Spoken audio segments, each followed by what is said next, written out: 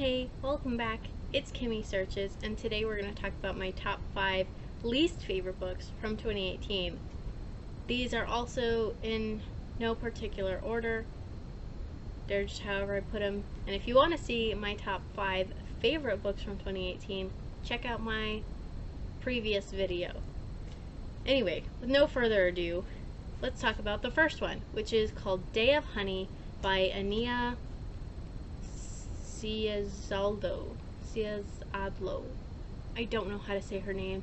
I'm sorry, I'm so bad at pronouncing things. If you know how to pronounce any of the things that I don't know how to say, please let me know in the comments below.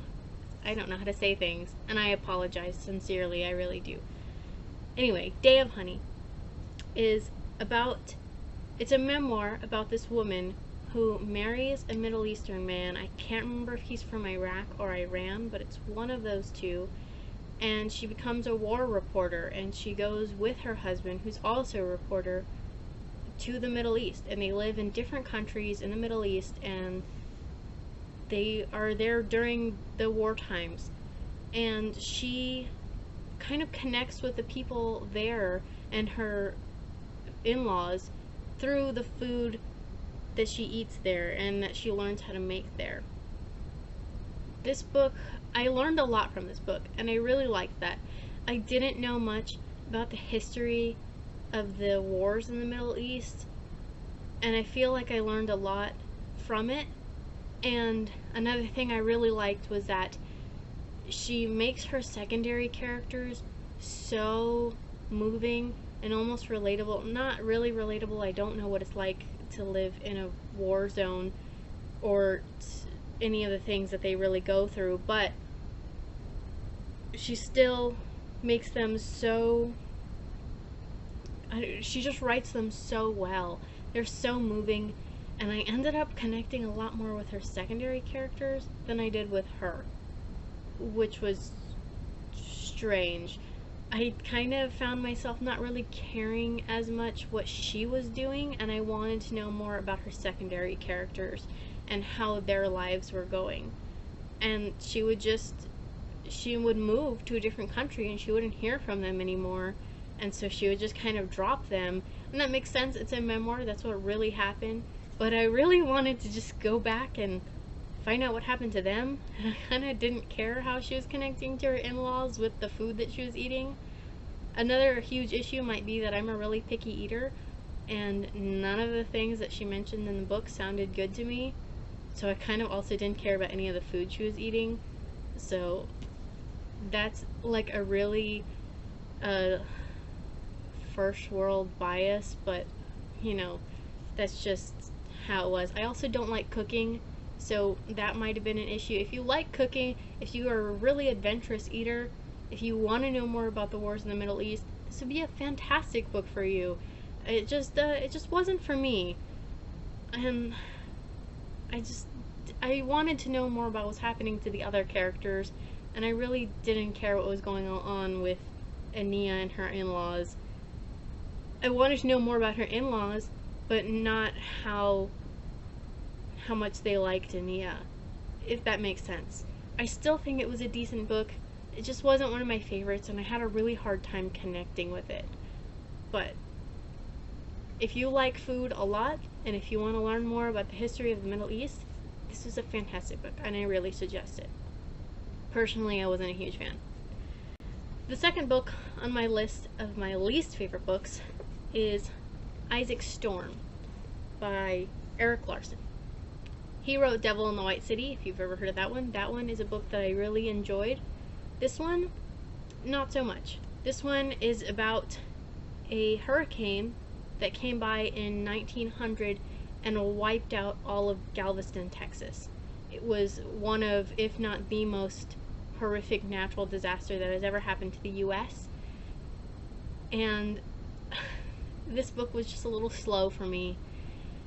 It was well written, and there's a lot of really good information in here, but I personally just don't care enough about the history of meteorology to really care what was happening in this book. It seemed really drawn out to me because I wasn't remembering anything about any of the meteorology, so I was a little bit confused every time they talked about something, and I just, what can you do? What I really liked about this book was learning about the aftermath of the hurricane, when the hurricane hit and when it left, and they were trying to pick up the pieces and recover things and figure out who was still here and who was gone and what happened to them. That's what I thought was really interesting about this book, and I really liked that part of the book. But that's like maybe the last quarter of the book. The rest of it is just about them anticipating the hurricane, or rather not anticipating the hurricane at all. And I didn't find that as interesting. If you're interested in meteorology or the history of meteorology, this is a great book. It would be so good for anyone who likes that stuff. But again, personally, I'm not really interested, so if I could have a whole book about them trying to, pick up again after the fact, that's what I would rather read. But, this one is still pretty good. It's just, again, not one of my favorites, obviously. One of my least favorites from 2018. It's still valuable, though. It still has good stuff in it. So there's that, yeah. The third book on my list of least favorites from 2018 is The Book of Speculation by Erika Spoiler.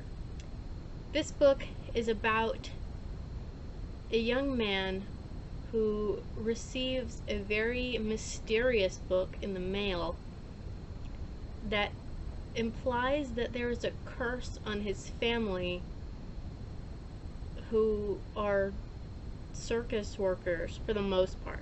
He's not a circus worker, he works in a library, but his sister and his mother and generations of his family have worked in circuses as the mermaids, the mermaids, and he realizes that there might be a curse on the mermaids of his family, and he's trying to figure out if there is one, and if there is, how to break it, and so forth. And he gets really worried about his sister, who is the mermaid and tarot card reader.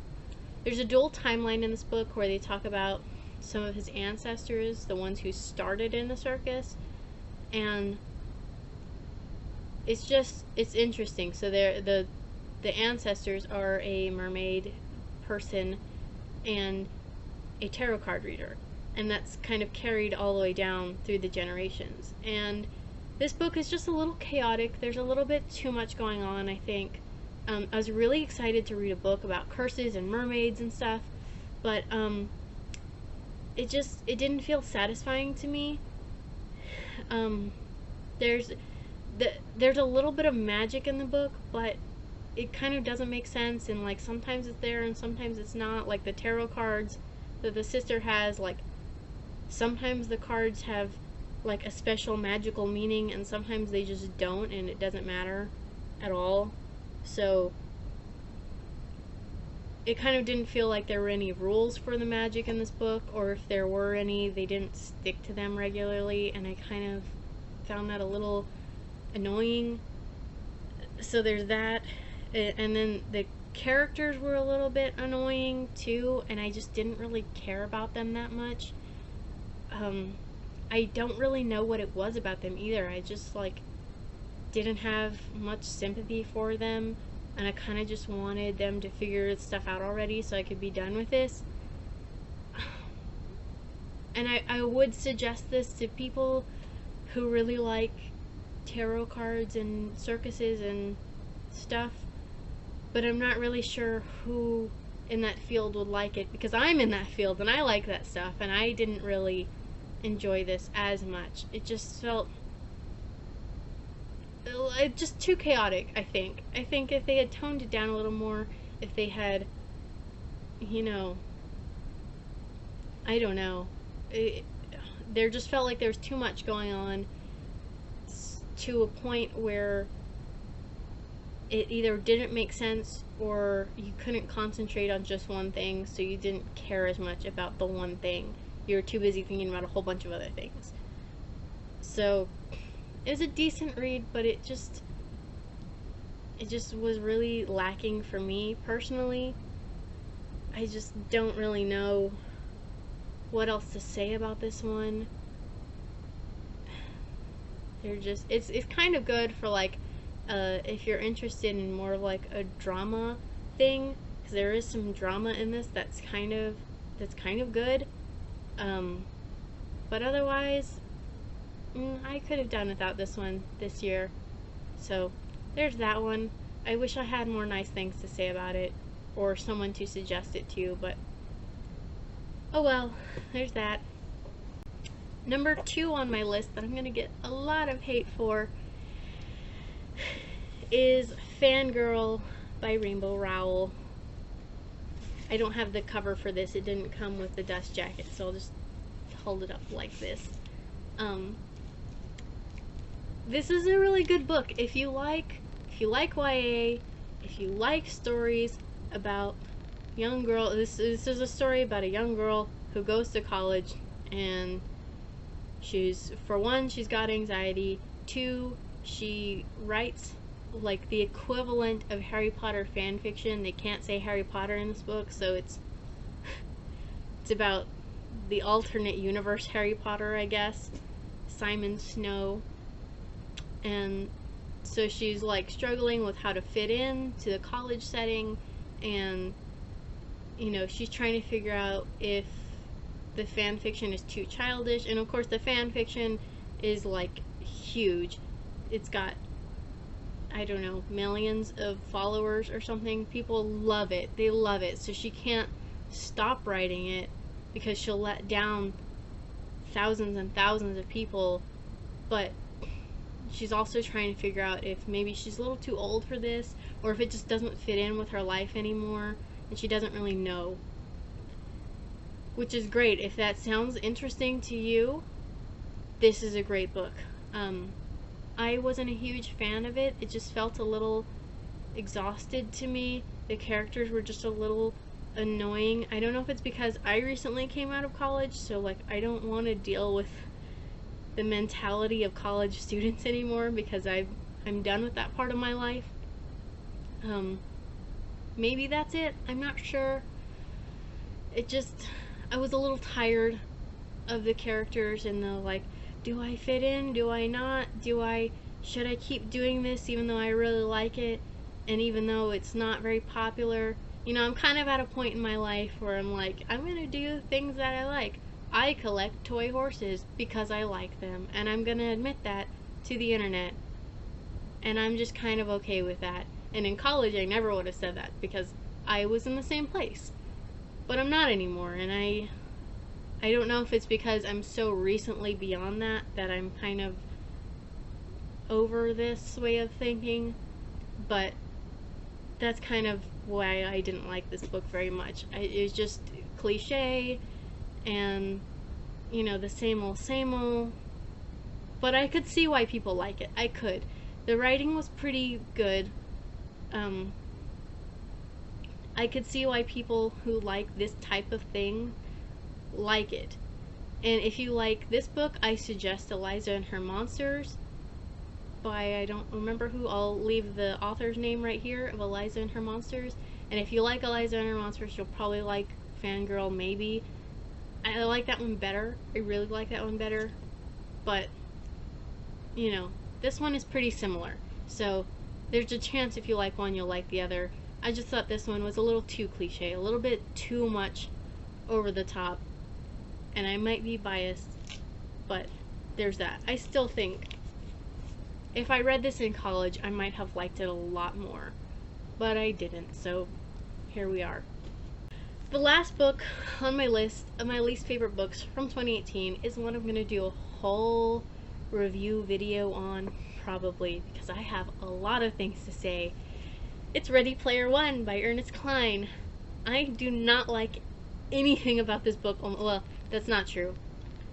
I really like the plot and the world of this book. If somehow you don't know what this book is, it's about a kind of a dystopian future where everyone plays this virtual reality game instead of living regular life, and it's called The Oasis is the game. everybody plays it. Everyone in the world plays it. Even if you don't have any money, you somehow find this game, and everyone lives in the Oasis instead of in the real world. And there is a contest to see who will take over the Oasis when the creator of it dies. The creator was this like crazy man whose name I forgot. I can't remember his name. But he dies, and once he dies, he has set up this contest where there are 3 keys hidden in this game, and you have to find them and then lock the gates, and whoever does all 3 first, like, wins the rights and the ownership of the entire Oasis, which is a huge deal. So it's about this boy of low social standing, I guess. He doesn't have any money or really any family, and he's trying to find the keys, but so are other people, and so is an evil corporation. So that's mostly what this book is about, and I actually really love the idea. That concept itself is really great for a YA book. I really like it. Also, everything is centered around the 1980s because the creator of the Oasis was obsessed with the 1980s. So everything in it is a reference to something from the 1980s, whether it's pop culture or like just his life or whatever. All of it. 1980s. Nothing is new. What are you gonna do? And I think that's funny too. It's kitschy. I like it. I like the idea of the story. I like the Oasis. I think it would have been good, but I didn't like it at all. In fact, I think I hated this book and the movie. The movie is completely different. Like, that basic synopsis is the only thing that's the same. Everything else about it is almost completely different. So I'm not going to talk about that right now. It's just the book. We're here to talk about books, obviously. So, the things that I hated about this book were all of the characters. I thought they were all annoying, and none of them really did any growing at all. They learned nothing from anyone about anything, and they all just continued to be annoying. I think the main character, Parzival, was just a self-insertion for Ernest Cline, and this is what this book feels like. This book feels like a 12-year-old boy was like, wouldn't it be so cool if I was this, super badass dude in a video game? And then he wrote this book. That's what this feels like. He wasn't worried about character arc or having Parzival learn anything particularly important about himself or life in general. And it shows, it's really self-insertionist. It's really it's just not good. I don't like it. I don't like this book. It doesn't feel well written. The concept and the general plot are fantastic. I love them. I don't like any of the characters. I don't like the way that they handle different situations. I think he cuts a lot of corners in this book, and I think a lot of authors think that they can cut a lot of corners when they're writing YA because it's for a younger audience, and the younger audience doesn't have to, they usually won't be aware if authors cut corners or things are not well written, but I don't think that's true. I think we should hold our YA authors to a higher standard, and they should write just as good books as if they're writing for an older, more mature, and aware audience. And he doesn't. He cuts a lot of corners, and he gives us a lot of the Deus Ex Machina, where things just happen magically for Parzival, and I don't like it, and I should stop ranting about it because I'm going to do a whole video. But those are some of the things that I didn't like. I think it was sloppy and not well done. And it had so much potential. It really did. I think so much could have been done with this, but he decided not to do that. and I think that's really disappointing. So I don't know if that gets me any credit for anyone who really loved this book, but I did not. I'll do probably an entire video just talking about this one thing and all the things that I think should have been done with it, but I'll stop for now. So those are my least favorite books of 2018. I'm sorry if I disappointed any or all of you, you know, all 2.5 of you. But anyway, let me know what your least favorite books were in the comments below, or if you think I am just way off base with anything, let me know in a polite and respectful way, because I can't take criticism. And I will see you next time.